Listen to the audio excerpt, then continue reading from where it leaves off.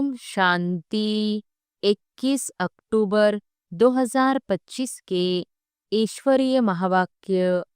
पहले एक नजर मुरली के मुख्य पॉइंट पर। बाबा ने कहा, सवेरे सवेरे का अमृत वेला उठकर बाबा से मीठी मीठी बातें करो। यही समय है विचार सागर मंथन का।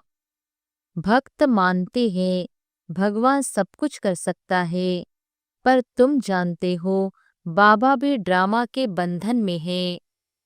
ड्रामा सर्वशक्तिमान है, परंतु शिव बाबा सर्वशक्तिमान इसलिए हैं क्योंकि वे सबको सद्गति देने की शक्ति रखते हैं। याद से आत्मा सर्वशक्तिशाली बनती है, योग से विकर्म विनाश होते हैं। और फिर बाबा ने कहा, राजयोग से ही शक्ति मिलती है। यही विश्व प्रसिद्ध प्राचीन योग है। सुबह बाबा से बातें करने से मन निर्मल होता है और नई नई पॉइंट्स निकलती है। स्वर्ग की विशेषता है वहाँ हर चीज पवित्र है। माताएं, भोजन, वायुमंडल और कोई दुख, खर्चा या कमी नहीं। यह नई नॉलेज है, किसी मनुष्य को पता नहीं। यह नॉलेज सिर्फ बाप ही देते हैं। बाप तीसरा नेत्र खोलते हैं जिससे आत्मा और परमात्मा का बोध होता है। और फिर लास्ट में बाबा ने कहा, ज्ञान और योग से आत्मा साल्वेंट पवित्र बनती है, इसलिए देवताओं को पदमपति कहा जाता है। संसार का चक्र सतयुग से कलयुग तक की विश्व हिस्ट्री ज्योग्राफी बाप ही समझाते हैं। भारत का वैभव, भारत पहले पवित्र और महान था, अब पतित हुआ है, उसे फिर पावन बनाना है। भोजन और कर्म सब शिव बाबा की याद में करो। भोजन शुद्ध हो ताकि मन में खिटपिट न हो। और अब सुनते हैं महावाक्यों को विस्तार से। मुरली का सार। मीठे बच्चे, सवेरे सवेरे उठ बाबा से मीठी मीठी बातें करो।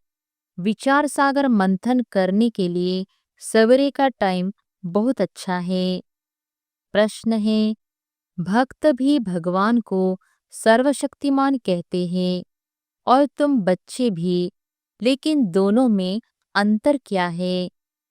उत्तर है, वह कहते भगवान तो जो चाहे वह कर सकता है, सब कुछ उसके हाथ में है।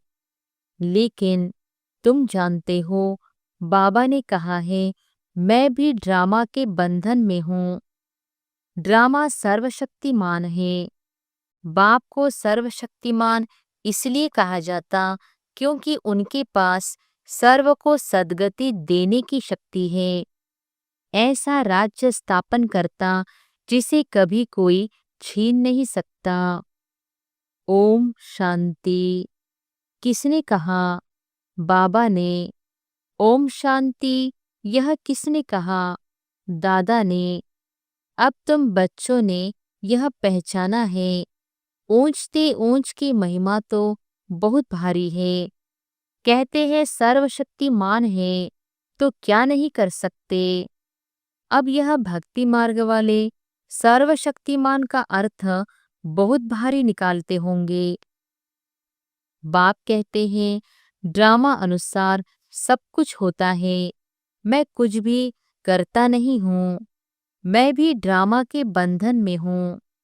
सिर्फ तुम बाप को याद करने से सर्वशक्तिमान बन जाते हो। पवित्र बनने से तमो प्रधान से सतो प्रधान बन जाते हो। बाप सर्वशक्तिमान है, उनको सिखलाना होता है। बच्चे, मुझे याद करो तो विकर्म विनाश हो जाएंगे। फिर सर्वशक्तिमान बन विश्व पर राज्य करेंगे। शक्ति नहीं होगी तो राज्य कैसे करेंगे? शक्ति मिलती है योग से, इसलिए भारत का प्राचीन योग बहुत गाया जाता है। तुम बच्चे नंबरवार याद कर और खुशी में आते हो। तुम जानते हो, हम आत्माएं बाप को याद करने से विश्व पर राज्य प्राप्त कर सकते हैं। कोई की ताकत नहीं जो छीन सके। ऊंचते ऊंच बाप की महिमा सब करते हैं, परंतु समझते कुछ नहीं। एक भी मनुष्य नहीं जिसको यह पता हो कि यह नाटक है। अगर समझते हो कि नाटक है, तो शुरू से अंत तक वह याद आना चाहिए। नहीं तो नाटक कहना ही रॉन्ग हो जाता है। कहते भी हैं, यह नाटक है, हम पाठ बजाने आए हैं। तो उस नाटक के आदि मध्य अंत को भी जानना चाहिए ना। यह भी कहते हैं, हम ऊपर से आते हैं, तब तो वृद्धि होती रहती है ना।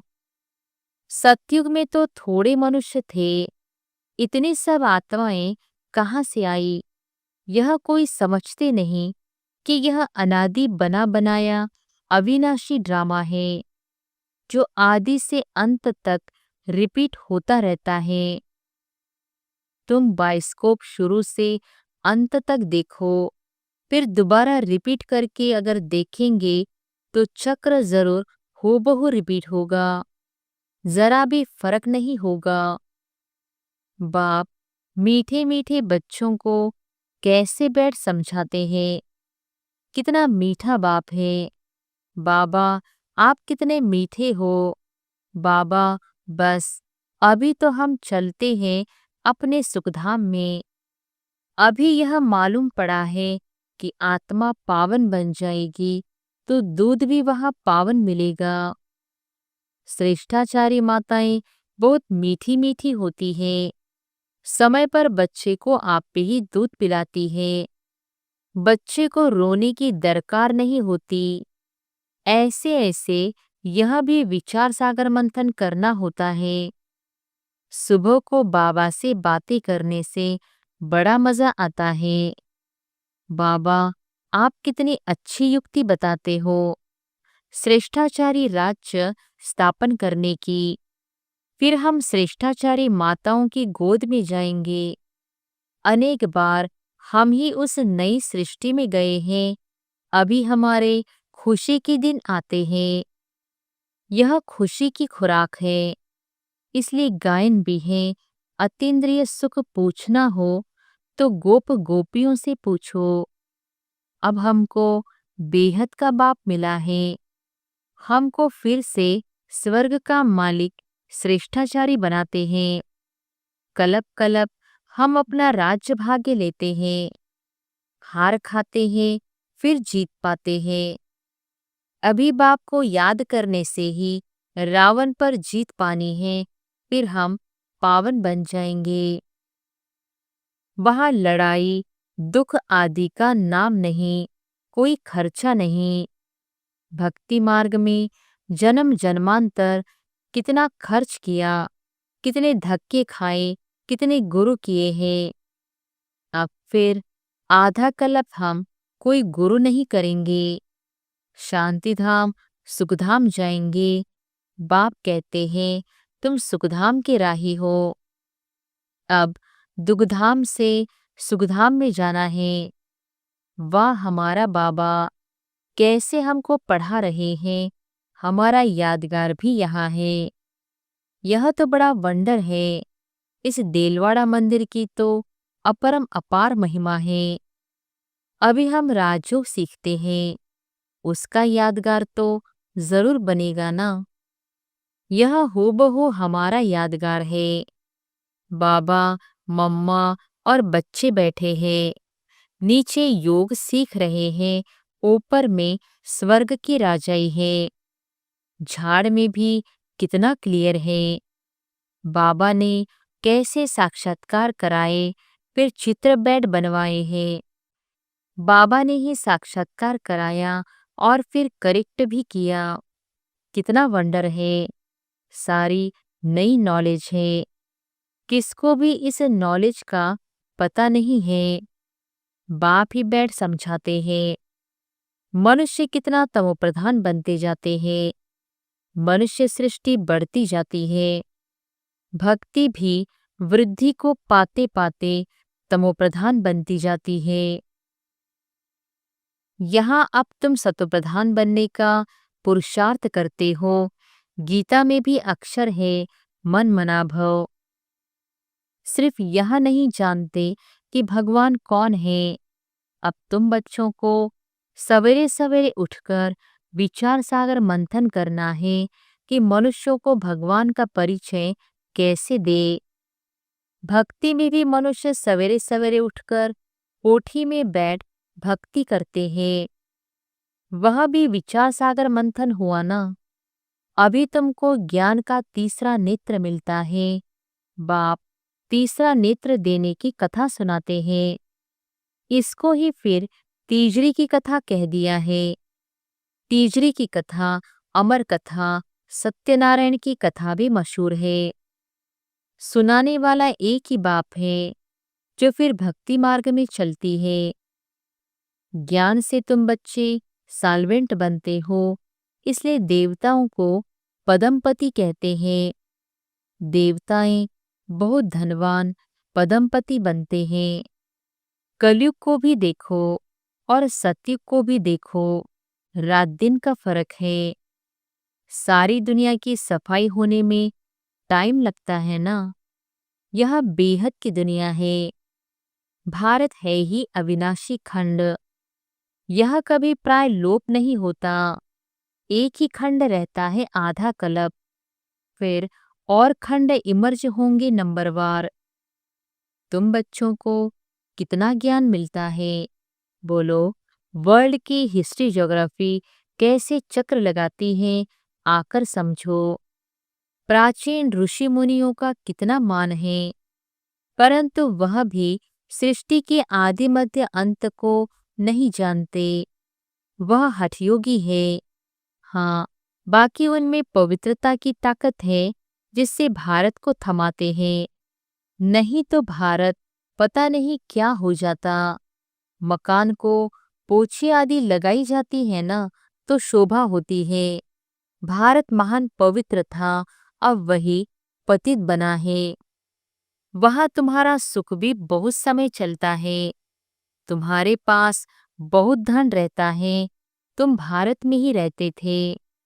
तुम्हारा राज्य था, कल की बात है।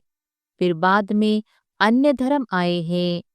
उन्होंने आकर कुछ सुधार कर अपना नाम बाला किया है। अब वह भी सब तमोप्रधान बन गए हैं।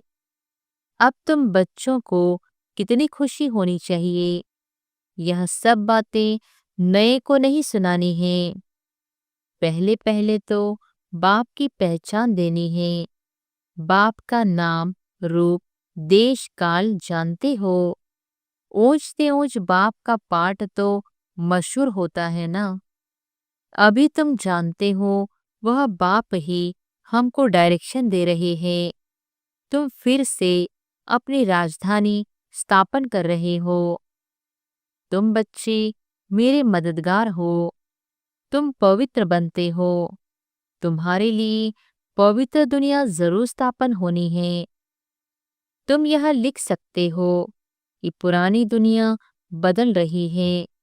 फिर यह सूर्यवंशी चंद्रवंशी राज्य होगा, फिर रावण राज्य होगा। चित्रों पर समझाना बहुत मीठा लगता है। इनमें तिथि तारीख सब लिखा हुआ है। भारत का प्राचीन राजयोग माना याद। याद से विकर्म विनाश होते हैं और पढ़ाई से स्टेटस मिलती है। दैवी गुण धारण करने हैं। हाँ, इतना जरूर है, माया के तूफान आएंगे। सवेरे उठकर बाबा से बातें करना बड़ा अच्छा है। भक्ति और ज्ञान दोनों के लिए यह टाइम अच्छा है। मीठी मीठी बातें करनी चाहिए। अभी हम श्रेष्ठाचारी दुनिया में जाएंगे। बूढ़ों के दिल में तो यह रहता है ना कि हम शरीर छोड़ गर्भ में जाएंगे। बाबा कितना नशा चढ़ाते हैं। ऐसी ऐसी बातें बैठ करो तो भी तुम्हारा जमा हो जाए। शिव बाबा हमको नरकवासी से स्वर्गवासी बना रहे हैं। पहले पहले हम आते हैं, सारा ऑलराउंडर पार्ट हमने बजाया है। अब बाबा कहते हैं, इस छीछी चोले को छोड़ दो, देह सही सारी दुनिया को भूल जाओ। यह है बेहद का सन्यास। वहां भी तुम बूढ़े होंगे तो साक्षात्कार होगा, हम बच्चा बनते हैं, खुशी होती है। बचपन तो सबसे अच्छा है। ऐसे ऐसे सवेरे बैठ विचार सागर मंथन करना है। पॉइंट्स निकलेंगी तो तुमको खुशी होगी। खुशी में घंटा 1.5 घंटा बीत जाता है। जितनी प्रैक्टिस होती जाएगी उतनी खुशी बढ़ती जाएगी। बहुत मजा आएगा। और फिर घूमते फिरते याद करना है। फुर्सत बहुत है। हाँ, विघ्न पड़ेंगे, उसमें कोई शक नहीं। धंधे में मनुष्य को नींद नहीं आती। सुस्त लोग नींद करते हैं। तुम जितना हो सके शिव बाबा को ही याद करते रहो, तुमको बुद्धि में रहता है। शिव बाबा के लिए हम भोजन बनाते हैं, शिव बाबा के लिए हम यह करते हैं। भोजन भी शुद्धि से बनाना है। ऐसी चीज न हो जिससे खिटपिट हो जाए। बाबा खुद भी याद करते हैं। अच्छा, मीठे मीठे सिकिलधे बच्चों प्रति मात पिता बाप दादा का याद प्यार और गुड मॉर्निंग। रूहानी बाप की रूहानी बच्चों को नमस्ते। धारणा के लिए मुख्य सार। पहली पॉइंट, सवेरे सवेरे उठकर बाबा से मीठी मीठी बातें करनी है। रोज खुशी की खुराक खाते हुए अतीन्द्रिय सुख का अनुभव करना है। दूसरी पॉइंट, सतयुगी राजधानी स्थापन करने में बाप का पूरा मददगार बनने के लिए पावन बनना है। याद से विकर्म विनाश करने हैं। भोजन भी शुद्धि से बनाना है। वरदान है, दिव्य गुणों के आह्वान द्वारा सर्व अवगुणों की आहुति देने वाले संतुष्ट आत्मा भव। दिव्य गुणों के आह्वान द्वारा सर्व अवगुणों की आहुति देने वाले संतुष्ट आत्मा भव। जैसे दीपावली पर विशेष सफाई और कमाई का ध्यान रखते हैं, ऐसे आप भी सब प्रकार की सफाई और कमाई का लक्ष्य रख संतुष्ट आत्मा बनो। संतुष्टता द्वारा ही सर्व दिव्य गुणों का आवाहन कर सकेंगे। फिर अवगुणों की आहुति स्वतः हो जाएगी। अंदर जो कमजोरियां, कमियां, निर्बलता, कोमलता रही हुई है, उन्हें समाप्त कर अब नया खाता शुरू करो और नए संस्कारों के नए वस्त्र धारण कर सच्ची दीपावली मनाओ। स्लोगन है, स्वमान की सीट पर सदा सेट रहना है तो दृढ़ संकल्प की बेल्ट की अच्छी तरह से बांध लो। स्वमान की सीट पर सदा सेट रहना है तो दृढ़ संकल्प की बेल्ट अच्छी तरह से बांध लो। मातेश्वरी जी के अनमोल महावाक्य। इस अविनाशी ईश्वरीय ज्ञान प्राप्त करने के लिए कोई भी भाषा सीखनी नहीं पड़ती। अपना जो ईश्वरीय ज्ञान है वो बड़ा ही सहज और मीठा है। इससे जन्म जन्मांतर के लिए कमाई जमा होती है।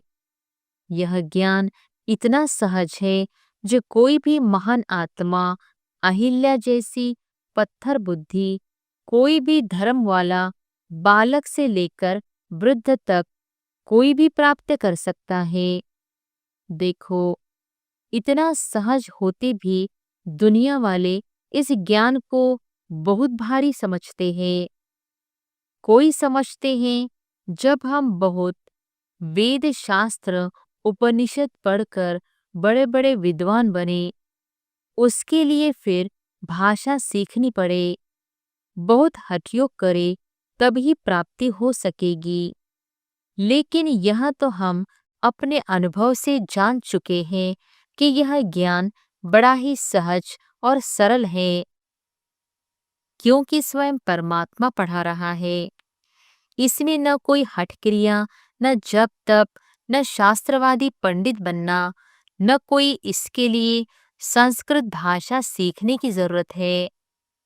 यह तो नेचुरल आत्मा को अपने परमपिता परमात्मा के साथ योग लगाना है। भला कोई इस ज्ञान को न भी धारण कर सके तो भी सिर्फ योग से भी बहुत फायदा होगा।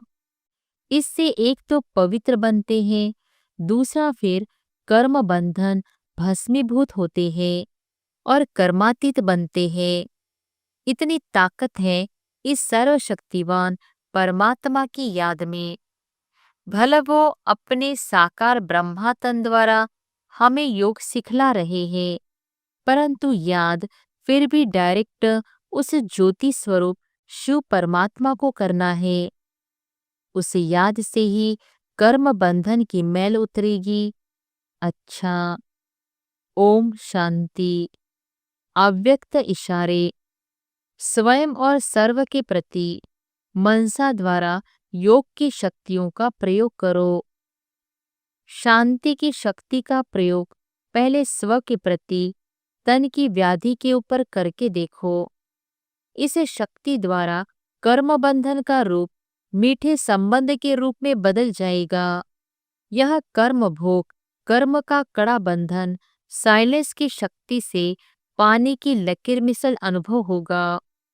भोगने वाला नहीं, भोगना भोग रही हूँ यह नहीं, लेकिन साक्षी दृष्टा हो, इस हिसाब किताब का दृश्य भी देखते रहेंगे।